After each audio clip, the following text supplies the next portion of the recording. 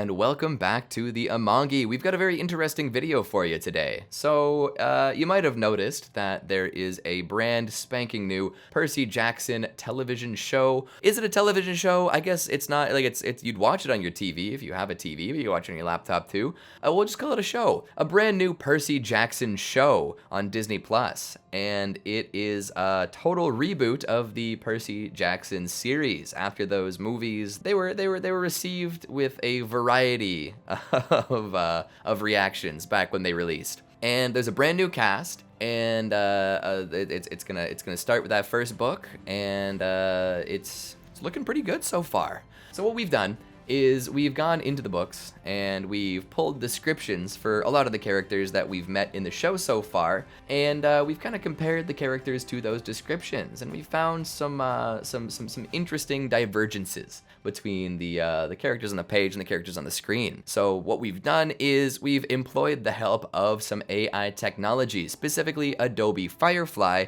to create some images of what the characters look like based on their book descriptions, and then we're going to compare those to the people in the show. It's gonna be a very interesting experiment. Let's hop right in. So let's start off with Percy.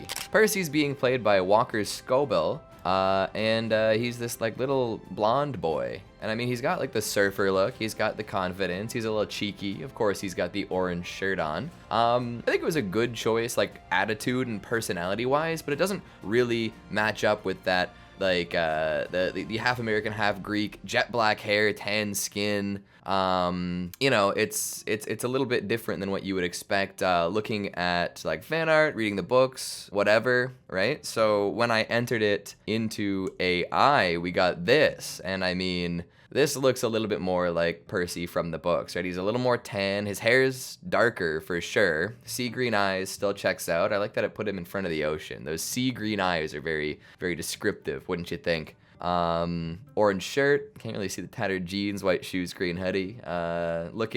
Looking like Percy. But then if we go to the movie version of Percy from way back when, right? He's looking a little more like what you would expect him to look like in the books, right? Like, no disrespect to Walker, he's doing a great job, he fits attitude-wise, but like I feel like even his look is a little better. Although he is older, we're supposed to start at a younger age with a lot of these characters. So I mean, starting in the mid to late teens when he should just be a little younger than that might have been a questionable decision. Alrighty, so next up we've got Annabeth. She's described as a white teenager with tan skin, slender, athletic body, honey blonde hair set in perfect princess curls like Cinderella. Gray eyes, a ponytail, an orange camp half-blood t-shirt, and a coral pendant. So right away, we see that the person that they cast is not really matching that description. It's a much different thing. And I think, again, it's like a personality attitude kind of hire, right? They thought that this actress, Leah Jeffries, really embodied Annabeth, right? She brought a lot of qualities to the table that they thought would bring Annabeth to life on screen. And, you know, like, absolutely. But does that match the description in the book whatsoever? No, it doesn't, right? So we asked AI to put it together, and boom. That's probably what a lot of people picture when they picture Annabeth, right? That is to a T, right? Right down to the necklace is there too, which is kind of hilarious. I guess that looks like coral, but that is what a lot of people imagine when they do imagine Annabeth. Like, even when you look at fan art, you get a lot of that. But if we go back to the movie, very different, right? Straight brunette hair as opposed to the curled blonde hair. And she's not exactly what I would call tanned, right? But I mean, again, a lot of these creative decisions at the end of the day, you can't find the person who looks exactly like the character who also embodies the character, right? It's an acting decision, it's a personality decision, it's an energy decision. Very interesting. Next up, we have Grover. So Grover is described as a tall satyr with curly brown hair, brown eyes, small horns, a wispy beard, and hairy brown goat legs, right?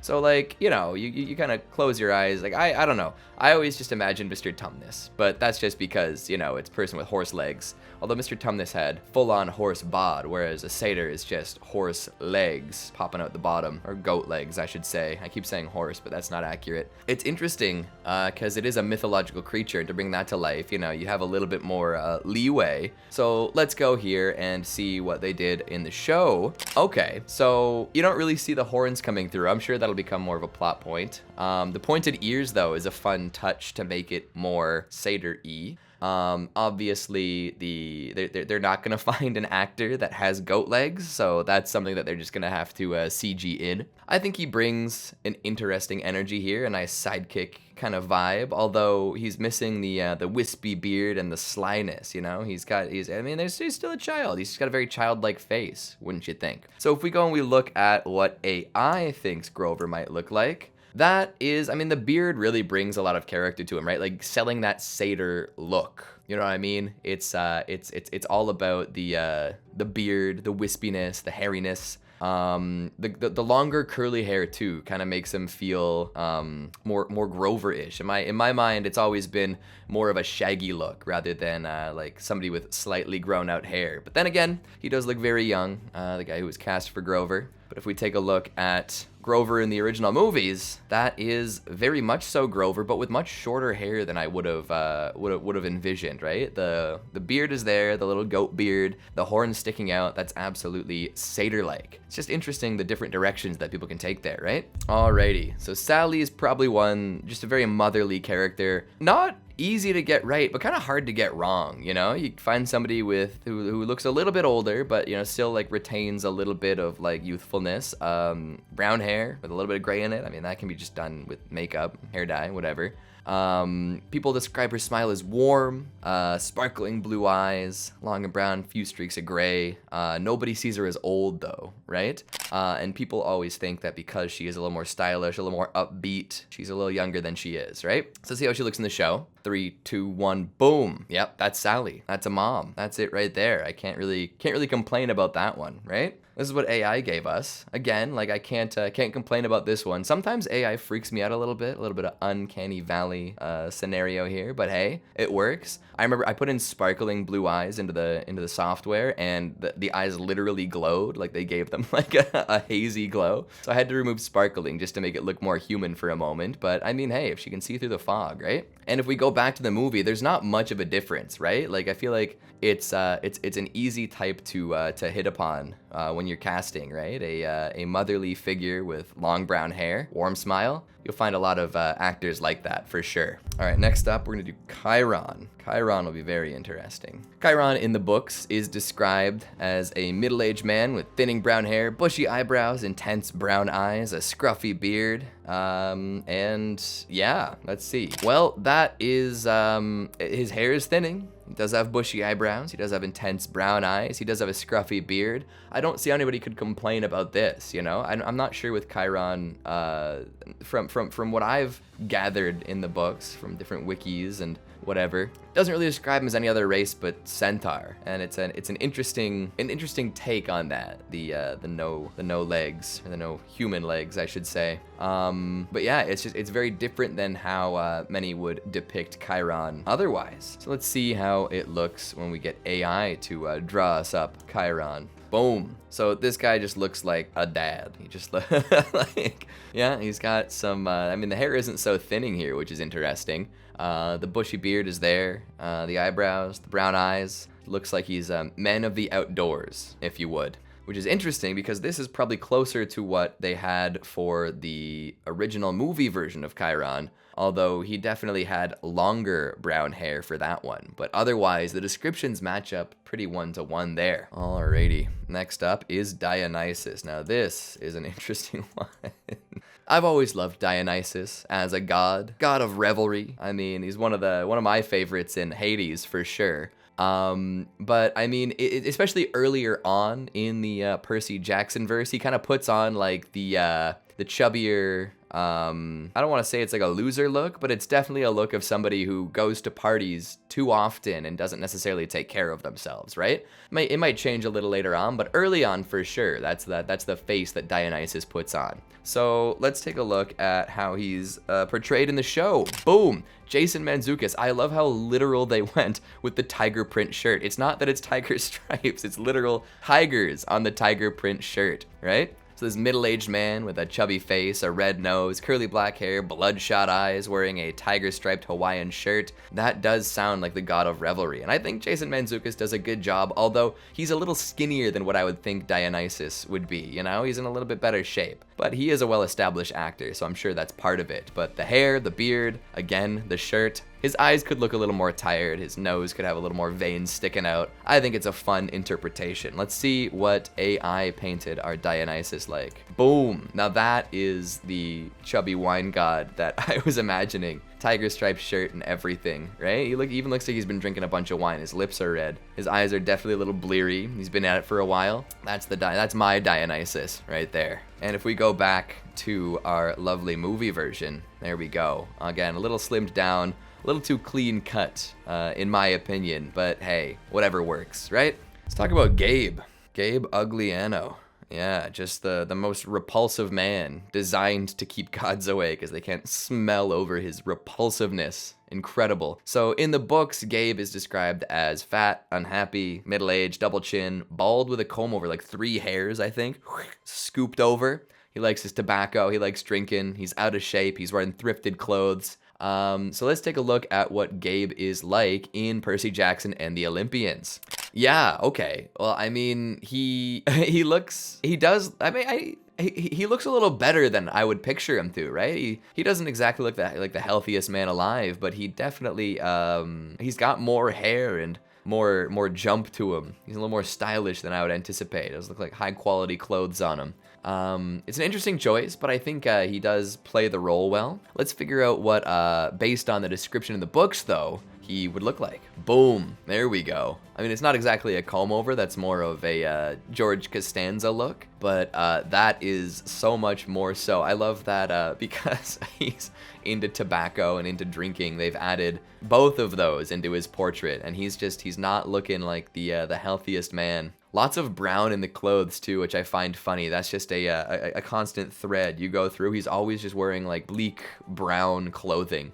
This is the Gabe that I would imagine in the books. And then if we go back to the movie, he's bald, that's for sure. But again, he's looking a little too spry. You know, he doesn't exactly look young and healthy and youthful, but he definitely, that's not the repulsive Gabe that I would imagine. Next up is Zeus. My goodness, thunder god. Watching over Olympus. This will be very interesting because Zeus, I feel like, hasn't necessarily been made closely to his design the way he's described, maybe a little bit. So I mean, I always picture Zeus as Zeus and Hercules, you know, like with the flowing white hair and beard, big old toga. That's obviously not how it's gonna be in a modern reimagining.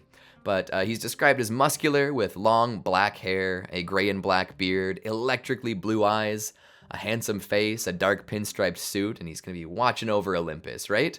So let's take a look at how he's portrayed in the new Disney show. Boom. Okay, so that is not what I picture when I picture Zeus. Zeus always has the flowing hair and the long beard.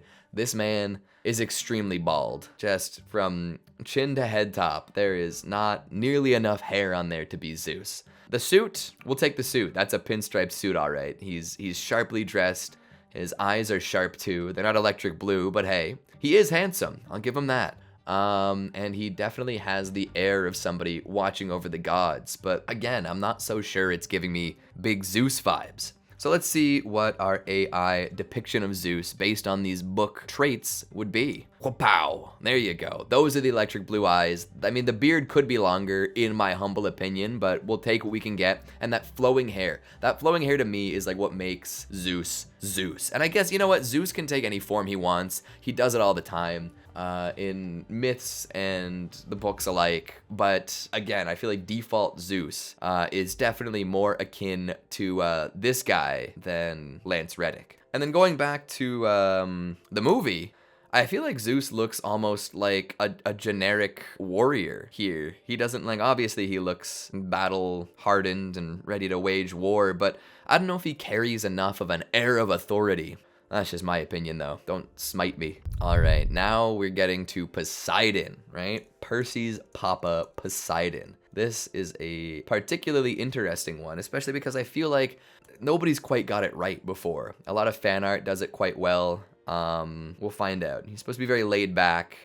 You know, he's a beefy adult man. He's tanned. He's got black hair, green eyes, a beard, smiling eyes. He's got wrinkles around his eyes, showing that he smiles a lot. And he's wearing like a Tommy Bahama shirt and his special fishing hat, you know, with the lure in it. I think it's a ball cap, if I'm being honest. But like a super chill, super laid back guy. Let's see how they did it in the show. So here he's almost got like a ginger look to him, which is not what I expected, right? For the tan skin, for the Tommy Bahama shirt. I mean, the shirt's a little understated for my tastes, if we're being totally honest here. Cool necklace, but yeah, he's not giving me God of the Sea vibes, if I'm being 100% honest with you guys. So let's see what our AI cooked up. Boom. All right, so this guy looks a little bit more fishermanly. Obviously, he's a little, he's wearing more fishermanly clothes for sure. The hat, it didn't get quite right, but I'm sure it's hard to generate such a specific article of clothing. The Tommy Bahama shirt, absolutely. And I mean, maybe I'm being swayed a little bit by the background being water, but this guy looks like more of a fisherman and possibly more of a Greek god. And then going back to the movie, again, I don't know what it is. It's just, maybe it's the armor, maybe it's just like the lack of like flowing hair or any other, like I guess the tattoos there, but any other really defining characteristics. It feels sort of generic. It feels sort of generic to be Poseidon, and that's not the kind of person I'd imagine being so magnetic as Poseidon's described to be. All right, we're gonna talk about Luke. Our bad boy Luke, our bring the fights to the gods Luke. We'll give you guys a quick description here. Male teenager, sandy blonde hair, tall, athletic and muscular, short cropped sandy blonde hair, blue eyes, sharp nose, and a sneaky look. A thick, deep, pale scar running from the bottom of his eye down to his chin. I feel like that comes later. So we take a look here. I mean, it's just like a classic, like, jock-looking guy. He almost looks sort of funny in here. I mean, the helmet's not doing him any favors, if we're being totally honest, but we do know what happens down the line. Let's find out what our Luke looks like if we put him into AI. Boom. I mean, yeah, not so different. That does feel like a Luke Castellan type, right? A athletic blonde teen ready to wage war against the gods. Makes sense. And then there we go. Again, from the movie, he's not looking too different, right? This is a very, like, he's just a hunky guy, you know? Hermes. Again, gods can change a lot, so the description in the book can be up to interpretation, but you know, the way that he's described a little bit in the book, he's middle-aged, athletic build, salt and pepper hair, he's classic winged helmet, elfish features maybe, blue eyes, sly grin. These things change from time to time. It's an interesting choice to put Lin-Manuel Miranda in this role. You know, he has some elfish features. He's got a sly grin. He is approaching middle age. He's quick with it, if you talk about his wordplay, I'm sure. An interesting choice. I mean, as long as he keeps the rapping to a minimum, we'll be fine. Okay, so now we're gonna take a look at what our AI came with. Well, that is a middle-aged man with blue eyes, a grin, and a helmet with wings, isn't it? Maybe it's a little too literal, but I mean, hey, that does check out, doesn't it? It's checking all those boxes. It makes sense. This guy could go on a run anytime he wanted. But if we go back to the previous movie, that's a very interesting take on Hermes here, right? Man in suit, close cropped hair. He's not wearing his helmet, like, come on. But I could also see that. Although in my mind, Hermes isn't usually wearing a suit. He's wearing something that's a little more athletic so he can go real fast.